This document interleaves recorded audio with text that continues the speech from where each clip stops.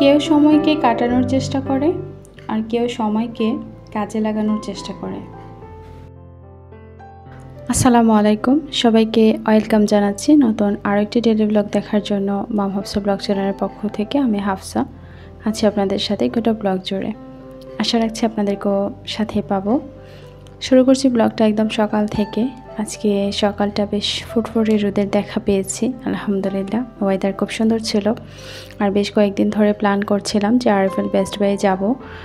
সকাল সকাল রাজকে স্কুলে দেওয়ার পর রাজের বাবা বাসায় এসেছেন, তো আমরা দুজনে মিলে একসাথে গল্প করতে করতে নাস্তা সেরে নিয়েছি।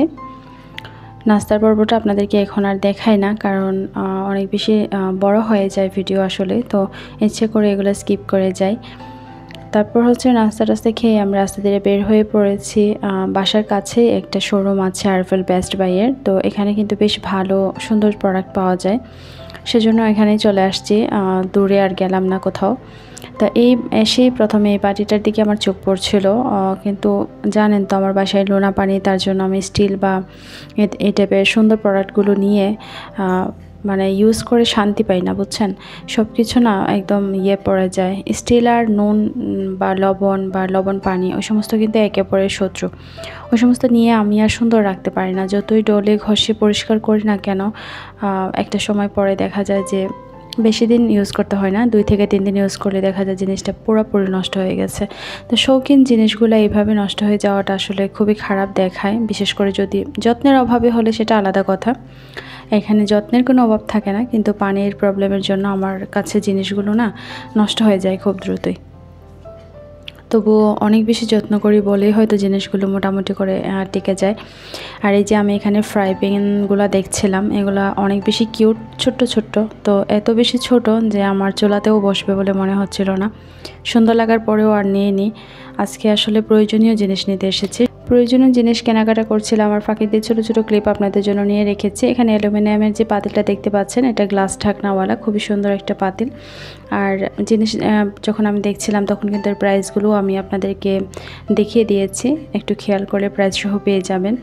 আর এখন হচ্ছে গিয়ে এখানে টুকটাক শপিং করতে করতে অলরেডি রাজের স্কুল ছুটি হওয়ার সময় হয়ে গিয়েছে, তো আমরা রাজের স্কুলে চলে গিয়েছিলাম। তারপর ওখান থেকে রাজকে পিক আপ করে দেন আমরা চলে এসেছি আর্টিসানে এসেছিলাম কয়েকটা প্লাজো কেনার উদ্দেশ্যে, কিন্তু এসে ভাগ্য খারাপ, খুব বেশি প্লাজো এখানে কালেকশন ছিল না। বিশেষ করে আমি এখানে যে লিলেন কাপড়ের যে প্লাজোগুলো হয় ওগুলো নিতে আসছিলাম আর কি। কিন্তু পরে 2টা প্যান্ট নিয়েছি, রাজের বাবা পছন্দ করে দিয়েছে। একটা হচ্ছে ওই প্লাজো টাইপের প্যান্ট আর একটা হচ্ছে লেগিংস টাইপের, তো একটু প্রিন্ট আছে ওটার মধ্যে, আপনাদেরকে দেখিয়ে দিব, সাথে থাকেন। আর বাসায় ফিরে এসেছি অলরেডি, কারণ যেহেতু পছন্দের জিনিস পাই নাই তাই অত বেশি লেট করারও কোনো কিছু ছিল না। আর প্রয়োজনীয় জিনিস কী কিনবো সেটা তো আগে থেকেই প্ল্যান করে গিয়েছি, তো অযথা ঘুরে সময় নষ্ট করারও আসলে অতটা সময় ছিল না। আসার সময় বাচ্চাদের জন্য একটু নাস্তা কিনে নিয়ে আসছি, কারণ এসে আমাকে রান্না করতে হবে। তবে সকালবেলা আমি কিন্তু সব কিছু গুছিয়ে রেখেছিলাম, রান্না করতে এখন সময় খুব বেশি একটা লাগবে না। ভাত রান্না করে রেখে গিয়েছিলাম, সেই সাথে তরকারি যা ছিল সব কুটে বেছে রেখে গিয়েছিলাম আর কি। এখন জাস্ট শুধু রান্নাটা বসাবো, আর খুব বেশি থেকে বেশি হলে 40 থেকে 45 মিনিটের মধ্যে ইনশাল্লাহ আমি আমার রান্নাগুলো শেষ করে ফেলতে পারবো। সেরকম করেই গুছিয়ে রেখে গিয়েছি, এখন শুধু পেঁয়াজটা কাটবো আর কি। তো বাচ্চাদেরকে নাস্তা দেওয়ার পরে এদিক থেকে ফোন আসছে, আবার দারাজ থেকে একটা প্রোডাক্ট আসছে। দারাজে যখনই কোনো কিছু অর্ডার করি তখন প্রবলেমটা হয় কি, এক এক দিন করে এক একটা প্রোডাক্ট আসতে থাকে। ছোট প্রোডাক্ট বা যাই অর্ডার করি প্রতিদিন একটা করে আসতে থাকে, এটা একটা আসলে বোরিং একটা ব্যাপার। একসাথে আসলে ভালো হতো। সকালবেলা পেঁয়াজগুলোকে খোসা ছাড়িয়ে রেখেছিলাম, তবে কোটার আর সময় পাইনি, তাই এখন কুটে নিলাম আর রান্না করে নিচ্ছি আর কি। রান্না বলতে সবজিগুলোকেও আজকে সিলেক্ট করেছি একদম সহজ, যাতে খুব দ্রুত সময়ে রান্না করা যায় এবং সহজে রান্না হয়ে যায়, এবং কোটা বাছারও ঝামেলা যাতে খুব কম থাকে। এখানে আছে একটা আলু, আছে 2টা ছোট বেগুন, আর আছে একটুখানি বরবটি দিয়ে চিংড়ি দিয়ে একটা সবজি করেছি। দুপুরের মেনুতে আরও ছিল কই মাছ ভুনা আর সেই সাথে বেগুন দিয়ে চেপা শুটকি। তো এই তো বেগুন দিয়ে চেপা শুটকিটা এখন এদিকে বসিয়েছি, আর ওই পাশে চলছে সবজি রান্না। আর সবশেষে কই মাছটা ভুনা করে নেব। কোথাও যাওয়ার প্ল্যান থাকলে বা ঘোরাঘুরির প্ল্যান থাকলে দেখা গেছে আমি সবজিগুলো এইভাবেই সিলেক্ট করি, যেগুলো খুব সহজেই বয়েল হয়ে যায় এবং কোটা বাচার ঝামেলাও কম থাকে। যেমন বেগুন টেগুন আলু এগুলো কাটতে তো আর খুব বেশি সময় লাগে না, ইজি সবজি, সহজেই কেটে ফেলা যায়। খোসা ছাড়ানোরও ঝামেলা থাকে না, আসলে বরবটিরও খোসা ছাড়ানোর ঝামেলা থাকে না, তারপর বেগুনেরও থাকে না, আর আলুর একটুখানি পিলিং করে নিলেই হয়। ব্যাস এই তো, এগুলোই আজকে রান্না বান্না, 3টা আইটেম ছিল আর সাদা ভাত, এগুলো দিয়ে দুপুরের খাবারটা হয়ে গেছে আলহামদুলিল্লাহ। সময়ে আসলে কোনোভাবেই কুলিয়ে ওঠা যায় না, আর সময়ের অভাবটাও আসলে কোনো সমস্যা না আজকাল, এটাই মনে হয়। আসল সমস্যা হলো সদিচ্ছার অভাব। প্রতিটা মানুষের দিনই কিন্তু 24 ঘন্টায় হয়, তাই না? যেমন আমার 24 ঘন্টা, তেমনি আপনারও 24 ঘন্টা। কেউ সময় কাটানোর চেষ্টা করে আর কেউ সময়কে কাজে লাগানোর চেষ্টা করে।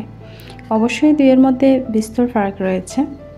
সত্যি কথা কি জানেন, কোনো কিছুর জন্যে আমাদের হাতে পর্যাপ্ত পরিমাণ সময় কখনোই থাকে না। গুরুত্বপূর্ণ জিনিসটাকে আগে করতে হয়, তাই যে সময় যেই কাজটা থাকে, যদি সেটা কম গুরুত্বপূর্ণ হয়ে থাকে, সেই কাজটাকে বাদ দিয়ে গুরুত্বপূর্ণ কাজটাকে করতে হয়। এই হচ্ছে কি কথা আর কি। কখনোই আপনার খেয়াল করে দেখবেন যে আপনার কোনো কাজের জন্য কখনোই পর্যাপ্ত পরিমাণ সময় কিন্তু আপনার হাতে থাকে না। একটু আগে পিছিয়ে করে ছোট বড় করে কাজগুলোকে কিন্তু আমরা ম্যানেজ করে নিই, তাই না? এই তো তৈরি হয়ে গিয়েছে আমার মজাদার কই মাছ ভুনা। আর এখন কই মাছ ভুনা বলতে এটা কই মাছের দু পেঁয়াজা করেছিলাম আর কি। আজকে আমার ভয়েসগুলো হয়তো আপনাদের কানে একটু ভিন্ন শোনাচ্ছে, কারণ আজকে প্রচুর ক্লান্ত, আমি প্রচণ্ড ছোটাছুটি করেছি, আর বেশি ছোটাছুটি করতে গিয়ে অনেক টায়ার্ড হয়ে গেছে। তাই কথাগুলো যদি ক্লান্ত শোনায় বা খারাপ শোনায়, ক্ষমা সুন্দর দৃষ্টিতে দেখার অনুরোধ করছি। এখন বিকেলবেলা, আর আমি হচ্ছে যে প্রোডাক্টগুলো আজকে কিনে এনেছি তার সব কিছু এখন একে একে আপনাদের সাথে শেয়ার করব এবং প্রাইস সহ দেখিয়ে দিব, দেখতে থাকুন। আমার কালেকশনে বেশ কিছু বাটি আছে, কিন্তু সেগুলো সব কিছুই প্রিন্টের বাটি।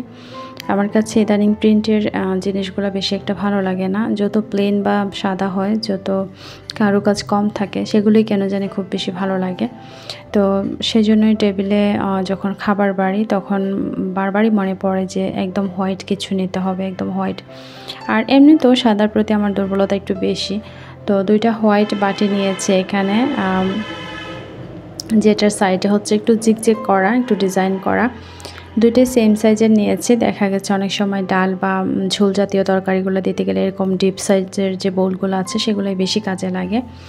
আর আমার কাছে যে আরেকটা গোল শেপের মতো মানে বাটি ছিল, 2টা, একজোড়া ছিল হোয়াইট কালার, সেটা একটা অলরেডি ভেঙে গেছে। তো একটা দিয়ে কাজ চালানো যাচ্ছে না, বা দিলেও দেখা গেছে যে বিভিন্ন শেপের বাটিগুলো একসাথে দিতে হচ্ছে।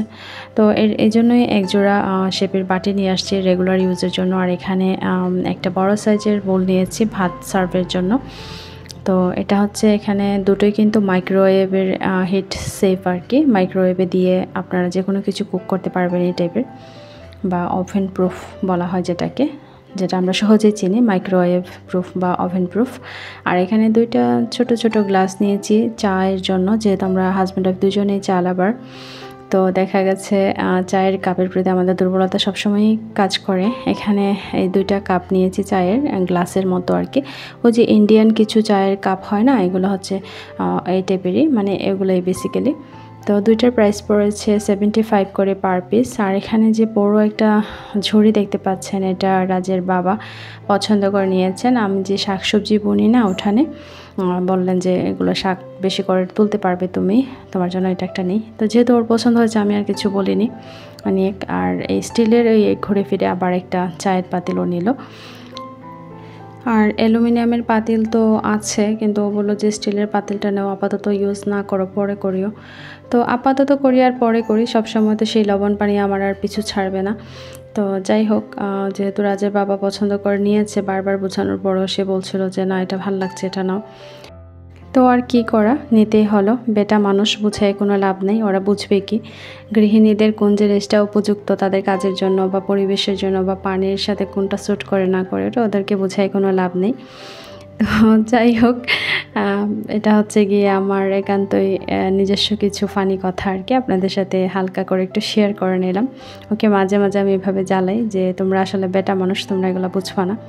আরেকটা প্যান নিয়েছি, সেটা ওই যে বেলি পট বলে না, টপারের, ওটা নিয়েছি একটা দুধের জন্য, বা ভাতও করা যাবে, এটা মাল্টিপারপাস ইউজ করা যায়। একটা পাতিল নিয়েছি আর কি, মানে ওই পাতিলগুলো আমার ভালো লাগে, তার জন্য একটা নিয়েছি। আর এখানে যে প্যান্টগুলো কিনেছি সেগুলো আপনাদেরকে দেখিয়ে দিচ্ছি। বেশি কিনে নাই, তো আবারও হয়তো যেতে হবে, কারণ যেহেতু আমি আমার পছন্দের বা প্রয়োজনের কালেকশনটা পাইনি। তো প্লাজো কেনার উদ্দেশ্যে আবারও হয়তো 2-1 এর মধ্যে যাব আর কি। যদি যাই তাহলে অবশ্যই আপনাদের সাথে শেয়ার করব। এখানে এই প্যান্টের প্রাইসটাও দেখিয়ে দিলাম, আর এখানে যেটা হচ্ছে যেটা গেঞ্জি কাপড় টাইপের মানে ইয়ে আর কি, লেগিংস আর কি।